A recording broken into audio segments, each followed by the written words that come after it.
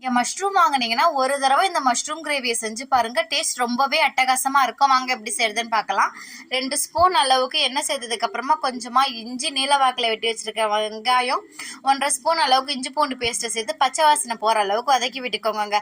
கரம் மசாலா தேவையான அளவு, மிளகாப்பொடி தேவையான அளவு, உப்பு உங்கள் டேஸ்ட்டுக்கு தகுந்த மாதிரி சேர்த்துட்டு இது கூட கொஞ்சமாக கருவேப்பிலை, கையோட தக்காளி அதையும் சேர்த்து நல்லா மசிகிற அளவுக்கு வதக்கி விட்டுக்கோங்க. இது கூட பெருசாக கட் பண்ணி வச்சுருக்கிறேன் மஷ்ரூம் சேர்த்துக்கிறேன்.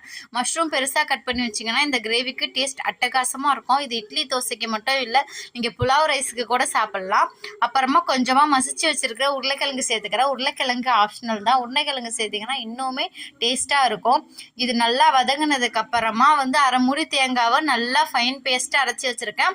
அதை அப்படியே சேர்த்துக்கலாம். மஷ்ரூம் வேகிறதுக்கு ரொம்ப டைம் எடுக்காது. நம்ம உருளைக்கிழங்கும் ஆல்ரெடி பாயில் பண்ணி தான் போட்டிருக்கிறோன்றதுனால 10 நிமிஷத்தில் சூப்பராக ரெடி ஆகிடும். அப்புறம் என்னங்க